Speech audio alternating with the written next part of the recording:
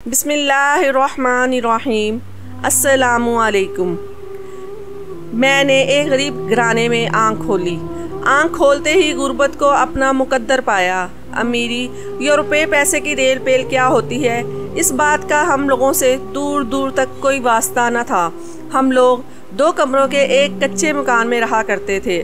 یہ مکان بھی بڑی مشکلوں سے ابا نے دن رات محنت اور جدوجہد کر کے اپنے ہاتھوں سے تعمیر کیا تھا۔ اس گھر میں ہم تمام بہن بھائیوں کی محنت بھی شامل تھی۔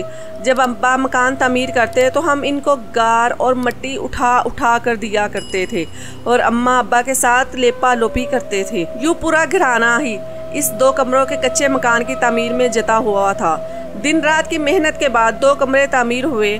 ابا نے ان 2 کمروں کے سامنے ایک چھوٹا سا کچا صحن چھوڑ دیا، جہاں ہم بہن بھائی دن بھر کھیلتے کودتے اور رات وہیں تھک کر صحن میں چارپائی ڈال کر سو جاتے۔ صحن کے ایک جانب چھوٹا سا کچا باورچی خانہ بھی تعمیر کیا گیا تھا، جس میں بیٹھ کر اماں ہم سب بہن بھائیوں کو صبح صبح دیسی گھی کے پراٹھے بنا کر دیتے۔ ہم دن بھر میں صرف ایک ہی عیاشی کرتے تھے، ورنہ دن بھر میں روکھی سوکھی کھا کر گزارا کیا کرتے تھے۔ مگر وہ دن بھی ہمارے اچھے گزر رہے تھے۔ کسی بات کی کوئی فکر یا پریشانی نہیں تھی۔ ابا محنت کر کے کسی نہ کسی طرح سے ہم بہن بھائیوں کا پیٹ پال ہی لیتے تھے اور ہمیں 2 وقت کی روٹی نصیب ہو جاتی تھی۔ اتنے میں ہی ہم صبر و شکر کر کے زندگی اچھی گزار رہے تھے۔ کبھی بھی اس سے زیادہ کا خیال ہمارے دلوں میں نہیں آیا تھا، بلکہ حقیقت تو یہ ہے کہ چیزوں کی فراوانی کیا ہوتی ہے، اس بات کا ہم لوگوں کو علم ہی نہیں تھا۔ اس لیے جس طرز پر زندگی گزر رہی تھی ہم سب اسی میں خوش تھے۔ ابا دن بھر ایک جگہ سے دوسری جگہ سامان اتارتے اور چڑھانے کی نوکری کیا کرتے تھے۔ اس کے عوض انہیں جتنے بھی پیسے ملتے وہ سب پیسے گھر لا کر اماں کے ہاتھ پر رکھ دیا کرتے تھے اور اماں انہی پیسوں میں گھر خوش اسبلی سے چلایا کرتی تھی۔ مگر اب کچھ وقت سے ابا کی صحت بھی جواب دیتی جا رہی تھی۔ اب ابا اس قدر محنت و مشقت کا کام کر کے تھکنے لگ گئے تھے۔ گھر آ کر وہ صحن میں چارپائی پر بیٹھ کر گھنٹوں ہانپتے رہتے اور کبھی درد سے اپنے پیروں کو زمین پر پٹکتے رہتے۔ اور اب ابا کی عمر بھی اس قدر محنت کرنے والی نہیں رہی تھی۔ ان کے مالک بھی ان کی اس حالت میں رحم نہ کھاتے تھے اور بہت ہی وزنی سامان اٹھواتے تھے، اور ابا اس قدر وزنی سامان اٹھا کر ابا کی کمر اور پیر جواب دینے لگے۔ کچھ ہی دنوں سے ابا کی طبیعت بے حد خراب رہنے لگی اور ابا نے اپنے مالکوں سے بھی چھٹی لے رکھی تھی۔ ہم تمام بہن بھائی دن رات ابا کی خدمت میں جتے ہوئے تھے۔ ابا کو کیسے آرام پہنچتا، سر جوڑ کر اس کی تدبیریں کرتے، کوئی پاؤں دباتا تو کوئی ابا کا سر دباتا۔ دن رات اب ہمیں اس بات سے سروکار ہوتا کہ ابا کو کیسے آرام پہنچایا جائے۔ کچھ دن بعد ابا کی طبیعت کافی حد تک سنبھل چکی تھی اور ابا پہلے کی طرح نہ سہی مگر کافی حد تک حشاش بشاش دکھائی دینے لگے تھے۔ ابا دوبارہ کام پر بھی جانا شروع ہو گئے، مگر اس بار ابا جاتے ہوئے میرے دونوں بھائیوں کو بھی ساتھ لے گئے، جن کی عمریں بالترتیب 9 اور 10 سال کی تھیں۔ کیونکہ ابا سے اب اس قدر اور اس حد تک محنت کا کام نہیں ہو سکتا تھا، تو ان کا سوچنا تھا کہ شاید اپنے بیٹوں کو لے جانے سے ان کا کچھ ہاتھ ہی بٹ جائے گا اور ان پر پڑنے والا بوجھ کم ہو جائے گا۔ مگر وہ کمزور سے بچے اس قدر بوجھ کیسے اٹھا سکتے تھے؟ اس لیے پہلے ہی دن مالک نے انہیں نکال دیا۔ میرے دونوں بھائیوں کی صحت بھی کچھ اس قدر اچھی نہ تھی۔ وہ دونوں 9-10 سال کے تھے، مگر لگتے 6-7 سال سے زیادہ کے نہیں تھے۔ پھر اس قدر کمزور بچے کیسے جان توڑ محنت کر سکتے ہیں؟ اس دن گھر آ کر ابا اس بات کا غصہ میرے دونوں بھائیوں پر نکالا اور انہیں بری طرح سے پیٹ کر رکھ دیا۔ ابا کا خیال تھا کہ ان دونوں نے جان بوجھ کر کام چوری کی ہے، مگر ابا کو غربت کے باعث ان کی صحت اور لاغر پن نظر نہیں آ رہا تھا۔ شاید ابا اس لمحے کچھ اور ہی سوچ رہے تھے، جس کا ہم میں سے اس وقت کسی کو بھی علم نہ تھا۔ ابا دوبارہ انہیں کام پر لے جانے لگے۔ کچھ وقت ایسا ہی گزرتا چلا گیا۔ ایک دن یہ اندوہناک اور دل دہلانے والی خبر ہمیں ملی کہ ابا کی کام کرنے کے دوران کچھ طبیعت زیادہ ہی خراب ہو گئی ہے اور ان کے ساتھی مزدور انہیں اٹھا کر نزدیکی سرکاری ہسپتال لے گئے ہیں۔ یہ بھی ان کا احسان تھا کہ وہ ابا کو سرکاری ہسپتال لے گئے، ورنہ نجی ہسپتال کا خرچہ برداشت کرنے کی ہمارے بس کی بات تو ہرگز نہیں تھی۔ ابا اس دن پورا دن اور پوری رات ہسپتال میں ہی رہے اور اگلے دن ابا دل کے دورے کی تاب نہ لاتے ہوئے خالق حقیقی سے جا ملے۔ اس سانحہ نے ہمارے گھر پر قیامت برپا کر دی تھی۔ ہم 5 افراد کے کنبے کا واحد کمانے والا اس دنیا سے منہ موڑ چکا تھا۔ کچھ دن تو اسی سوگ میں گزر گئے۔ اماں بیوہ ہو چکی تھی۔ اماں نے اپنے ہرے اور پیلے رنگ کی چوڑیاں اتار کر الماری کے سب سے اوپر والے خانے میں رکھ دی، جو اب कभी नहीं पहनने वाली थी वो। अम्मा की इद्दत भी गुजर चुकी थी।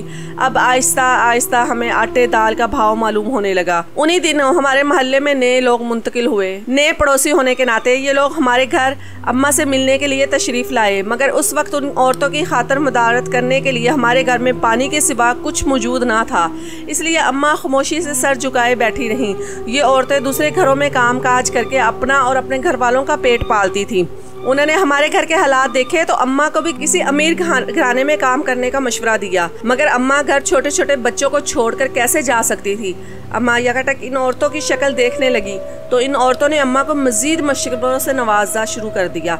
उनमें से एक ही औरत ने अम्मा को मेरी तरफ इशारा करके मशवरा दिया कि उनकी जगह ये भी काम कर सकती है। अम्मा ने उनकी बातें सुनकर सोच में पड़ गई और उन औरतों से सोचने के लिए कुछ वक्त मांगा। उनके जाने के बाद अम्मा वहाँ बैठे जाने क्या ताने बाने बनने लगी थी।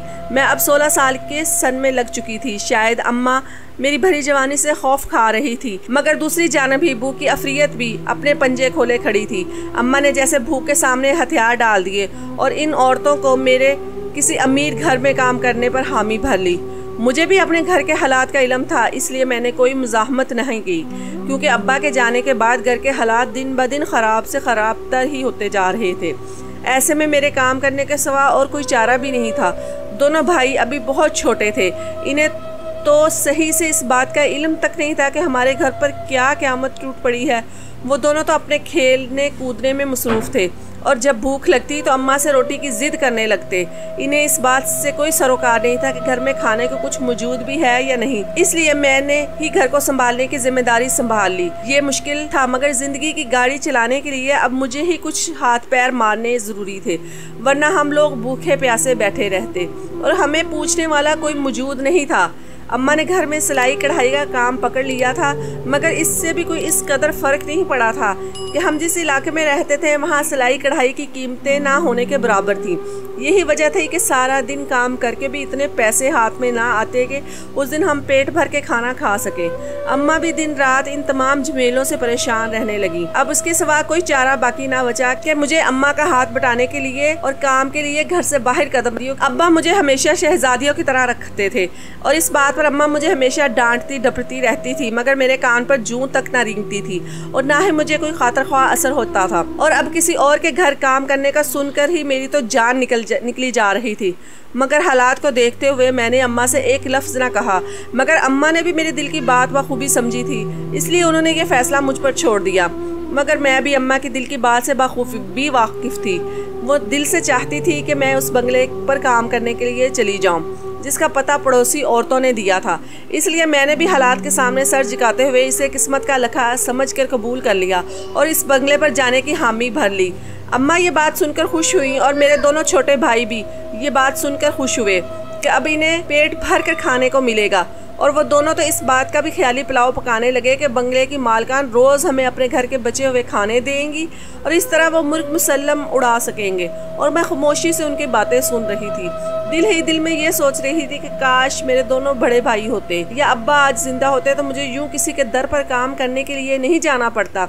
मैं घर में रहकर पहले की तरह ही अपनी जिंदगी ऐश से बसर करती थी। ये सच था कि काम काज करने से मेरी जान जाती थी। मुझे अपने घर के काम करते हुए मुश्किल पेश आती थी और किसी दूसरे के घर काम करना। इन औरतों ने अम्मा को पीर का दिन का वक्त दिया था। जब वो मुझे अपने साथ लेकर इस बंगले में गई जहाँ मुझे नौकरी करवानी थी, तो यही बात मेरे खून खुश कर देने के लिए काफ़ी थी कि मुझे आगे का सोच कर होल पड़ते जा रहे थे कि मैं इनके घर का इस कदर काम कैसे करूँगी।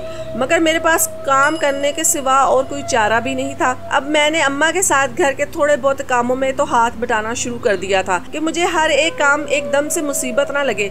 मैं घर का थोड़ा बहुत काम करना सीख चुकी। अम्मा भी खामोशी से मेरे हाथ में काम पकड़ा देती, क्योंकि वो मेरी सुस्त और आराम तलब तरबियत से वाकिफ थी। बिला आखिर पीर का दिन आन पहुंचा और वो औरतें भी सुबह होते ही हमारे घर आ गई। अम्मा ने मुझे उन औरतों के साथ जाने को कह दिया। मैं तैयार होकर उन औरतों के साथ चल पड़ी जहाँ मुझे काम करना था। उन लोगों का बंगला हमारे घर से कुछ फासले पर ही था।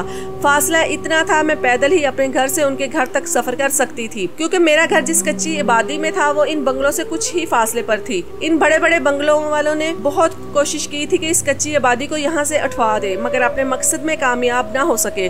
کچھ دیر بعد ہم لوگ ایک بڑے سے بنگلے کے سامنے کھڑے ہو گئے۔ یہ بنگلہ باہر دیکھنے میں تو قدیم طرز کی عمارت پر مبنی تھا، مگر جب ہم لوگوں نے ان بنگلے کے اندر قدم رکھا تو گھر کی سجاوٹ اور چوکا چند دیکھ کر میری آنکھیں چندیا ہو گئی۔ میں اس کچی آبادی سے نکل کے زندگی میں پہلی بار کوئی بنگلہ دیکھ رہی تھی۔ اس بنگلے کی خوبصورتی اور آسائش و زبائش نے دیکھ کر میری زبان تالو سے چپکا دی۔ جس قدر خوبصورت وہ بنگلہ تھا اس قدر ہی خوبصورت وہاں کی مالکن کا دل تھا۔ اس بنگلے کی مالکن ہم لوگوں سے بہت اچھے طریقے اور پیار سے ملی۔ ان کے لہجے میں کہیں سے بھی کسی قسم کے غرور و تکبر کی جھلک بھی نہ تھی۔ میں نے تو ان کا لہجہ دیکھ کر ہی یکاٹک ان کی جانب دیکھ گئی۔ بات کرنے کا اس قدر سلیقہ دیکھ کر میں نے اپنے منہ کھولنا مناسب ہی نہ سمجھا۔ وہی عورتیں مالکن سے باتیں کر کے مجھے ان کے گھر چھوڑ کر چلی گئی۔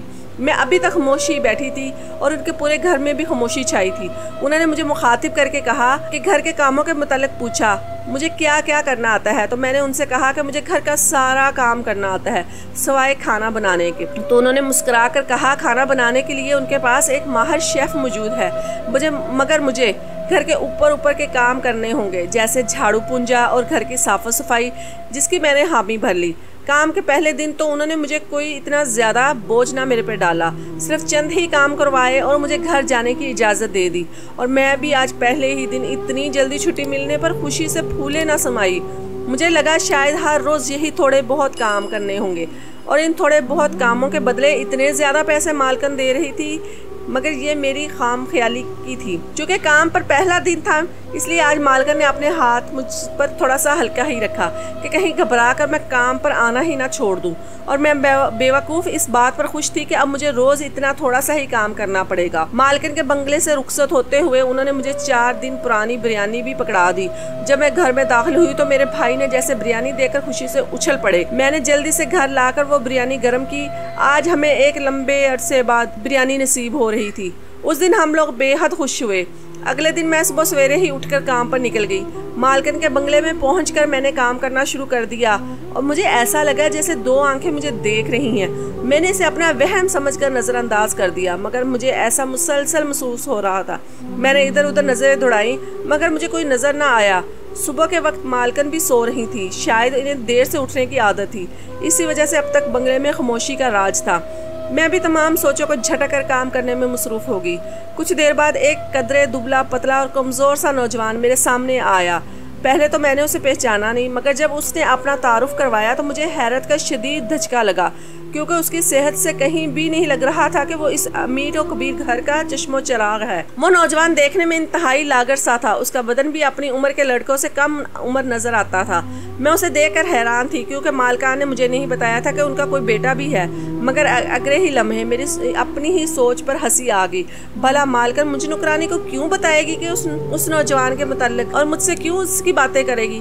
تو میں نے بھی اسے جواب دینا ضروری نہ سمجھا۔ یوں ہمیں باتیں کرتے ہوئے کافی دیر گزر گئی، مگر اگلے ہی لمحے مجھے اپنی سوچ پر ہنسی آ گئی۔ بھلا مالکن مجھ جیسی نکرانی کو کیوں بتائے گی؟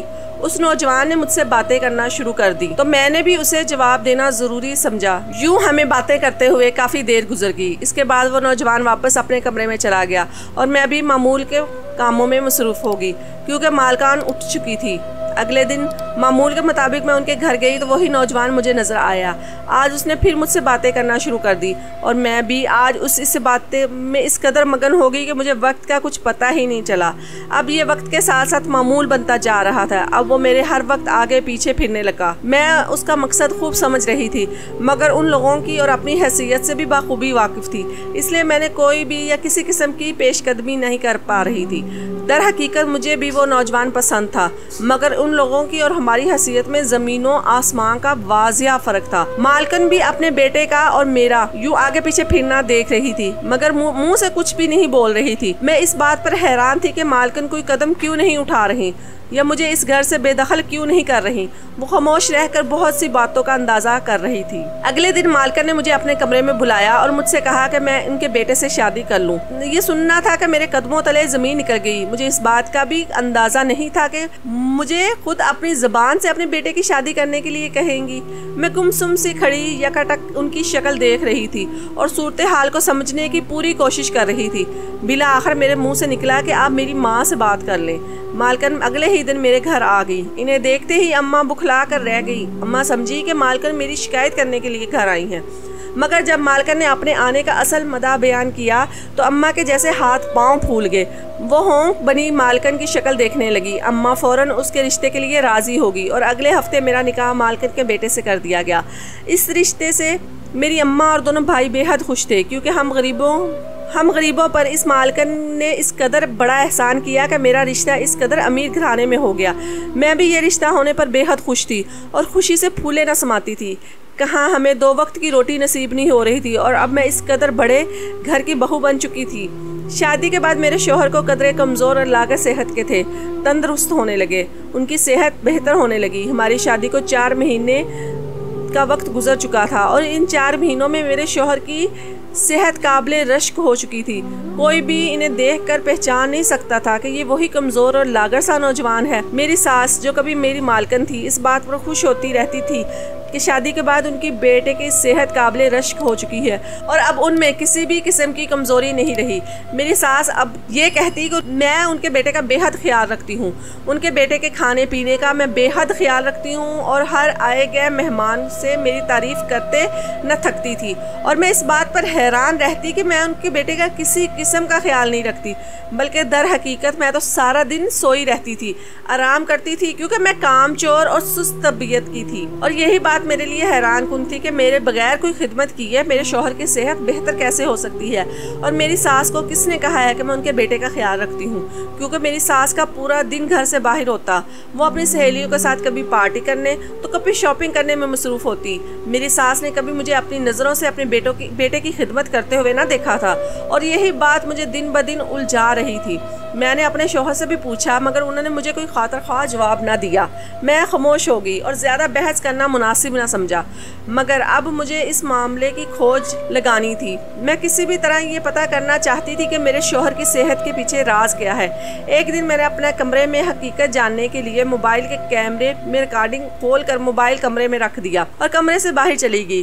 کچھ دیر بعد میرا شوہر کمرے میں داخل ہوئے اور پھر کام کرنے چلے گئے۔ میں تھوڑی دیر بعد کمرے میں آئی اور موبائل کیمرے کی ریکارڈنگ کھولی تو حیران رہ گئی۔